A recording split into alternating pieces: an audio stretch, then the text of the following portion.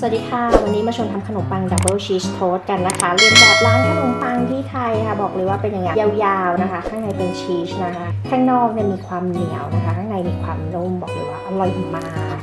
ลองทำกันดูนะคะบอกเลยว่าทำง่ายมากถึงมากที่สุดมีเราทำได้ใครๆก็ทำได้ค่ะวันนี้ขออนุญาตใช้เครื่องนวดนะคะเพราะว่าตัวมีนาเนี่ยแพ้ยุงเนี่ยเห็นรอยแดงๆนี่ไหมคะแพ้ยุงมาจากเมืองไทยค่ะเพราะฉะนั้นก็เลยไม่อยากจะนวดแป้งให้มันแบบนะก่อนอื่นนะคะเราจะมีนมนะคะนมสดรสจืดเนี่ยแหละค่ะประมาณครึ่งถ้วยตวงทุกอย่างชั่งไว้ให้หมดแล้วนะคะจะใช้นมเย็นก็ได้ถ้าเมืองไทยหรือว่าจะใช้นมอุ่นก็ได้นะคะถ้าเป็นเมืองนอกไข่ไก่เบอร์2ค่ะ1ฟองตอกลงไปเลยแบบนี้แล้วก็ใส่น้ำตาลทรายนะคะลงไป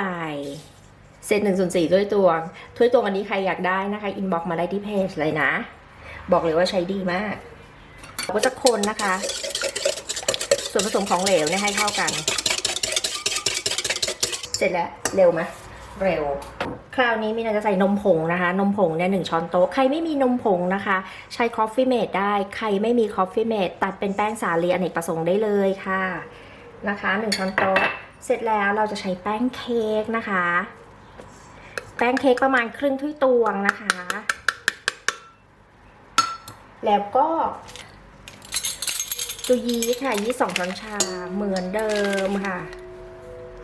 กะไปค่ะ1ช้อนชาถึง2ช้อนชาได้หมดค่ะไม่มีปัญหานะคะเกลือค่ะเกลือครึ่งช้อนชาเกลือเนี่ยใช้เป็นเกลือที่เราไว้ทำกับข้าวบ้านเราก็ใช้ได้เช่นเดียวกันค่ะครึ่งช้อนชาใส่ไปเลยเสร็จแล้วจ้ะเสร็จแล้วนะคะเราจะใส่แป้งขนมปังนะหรือแป้งสาลีอเนกประสงค์ก็ได้ค่ะตัวนี้มีนาชั่งไว้ให้หมดแล้วแหละตัวนี้2ถ้วยตวงนะคะแล้วเราก็จะนวดค่ะรวบทุกอย่างให้เข้ากันนวดมือก็นวดได้นะคะแต่ว่านวดเครื่องก็นวดได้เช่นเดียวกันระหว่างนวดนะคะเราก็เอาขึ้นมาแล้วเราก็โดนไฟฟ้าสถิตรวบค่ะรวบเป็นก้อนได้ใช้มือรวบเป็นก้อนได้แบบนี้มันนวดง่ายแต่ตัวนี้จะเน้นเนยนิดนึงนะคะใครแพ้เนยใช้มาการีนนะมีนาทำเยอะหน่อยนะคะวันนี้เพราะว่าวันนี้มีแขกเสร็จแล้วเดี๋ยวเราจะรวบนะคะทุกอย่างให้เข้ากัน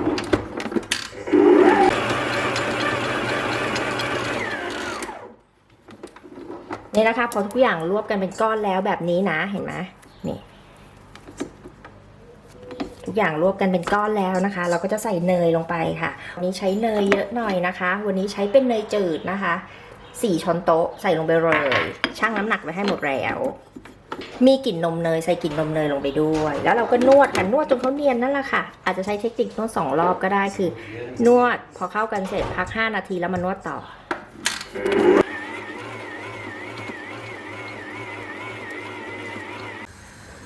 มีนะนวดเสร็จแล้วนะคะก็คือนวด2รอบนั่นแหละค่ะนวดให้เขาเข้ากันนิดนึงเสร็จแล้วเราก็พัก5นาทีแล้วเรามานวดต่ออีกนิดนึงนะคะเขาก็จะได้ฟิล์มเร็วเอาตัวนี้นะคะเอาเนยค่ะเนยทามือก่อนเวลาเราจะเช็คแป้งคือไม่จำเป็นต้องถึงเป็นฟิล์มก็ได้แต่ว่าสำหรับคนที่คือเอาแค่เนียนเอาแค่นุ่มสามารถเติมแป้งได้ตลอดนะคะก็คือเติมแป้งได้ตลอดเวลาถ้านวดมือแล้วมันนวดไม่ได้นะประมาณนี้นะคะเดี๋ยวเราก็พักแป้งนะคะให้ขึ้น2เท่าเท่านั้นเองจ้ะพักแป้งนะคะให้ขึ้น2เท่านะหาอะไรคลุมไว้นะเนี่ยเห็นไหม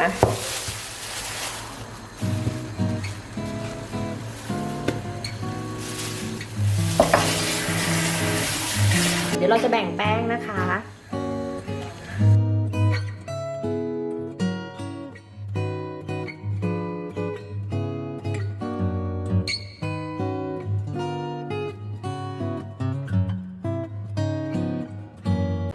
วันนี้จะใช้เป็นตัวนี้นะคะจะเป็นมอสซาเรลล่าก็ได้เป็นเชดเดอร์ก็ได้นะคะก็คือใช้เท่าไหร่ก็ได้ค่ะมีนาจะทำเป็นชีสนะคะวันนี้ง่ายๆเลยเพราะว่าแขกเป็นคนตุรกีนะจะได้ยินเสียงลูกชายเหมือนเดิมค่ะเล่นเกม หลังจากที่เราพักแป้งเสร็จแล้วนะคะเราก็จะแบ่งเป็น6ก้อนนะคะก็จะปั้นเป็นก้อนกลมๆแบบนี้แล้วเราก็มาขูดชีสแบบนี้นะคะเผอิญแบตมีนาหมดนะก็เลยเริ่มต้นใหม่ขูดชีสค่ะเป็นมอสซาเรลล่าก็ได้หรือว่าเป็นพวกเชดดาร์ชีสอะไรก็ได้ที่เราชอบเนาะ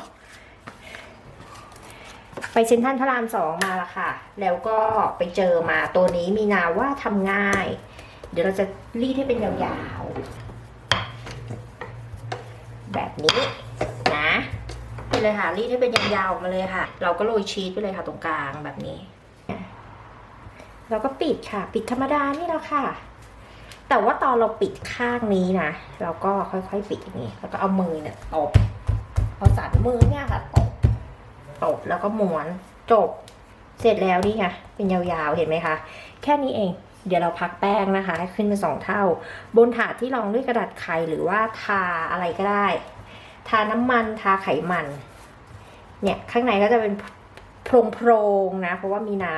มวนไม่แน่นข้างในเขาก็จะเป็นโพรงๆแบบนี้นะคะ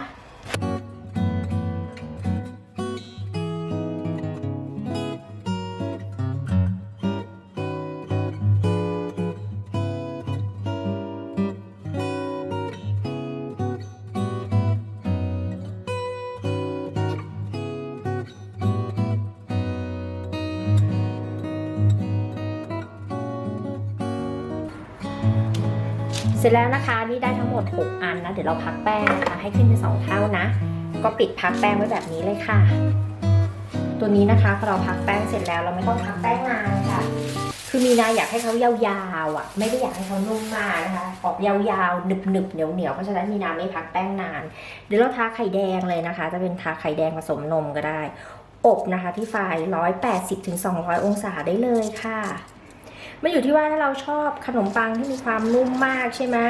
เราก็พักแป้งให้มันให้มันนานหน่อยแต่ว่าถ้าเราชอบขนมปังที่แบบว่าเฮ้ยมันไม่ต้องนุ่มมากนะตัวนี้มันเป็นชีสนะมันควรจะแบบหนึบเหนียวนิดนึงเราก็ไม่ต้องพักแป้งมากเนี่ยแหละค่ะมันจะเป็นเทคนิคเฉพาะตัวนะแล้วแต่รสชาติที่เราชอบนะคะเราจะโรยชีสลงไปแบบนี้นะคะแล้วเราก็จะอบที่ไฟประมาณ200 องศานะคะหรือ180ก็ได้ถ้าเป็นเตาเล็กนะคะก็ลดอุณหภูมิลงมานะก็อยู่ที่เตานะ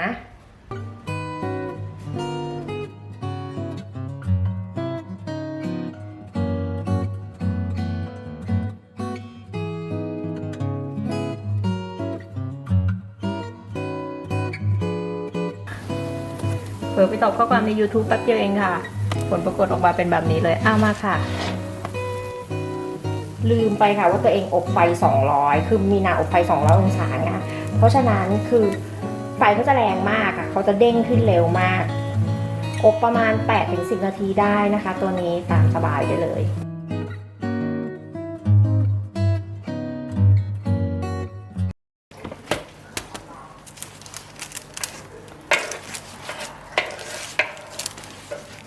เป็นขนมปังชีสเลยค่ะเหมือนในร้านขายขนมปังอ่ะที่เราซื้อกินกันอ่ะเนี่ยค่ะข้างในก็จะนุ่มๆนะคะแล้วก็หนึบเหนียวจะออกมาเป็นแบบนี้นะ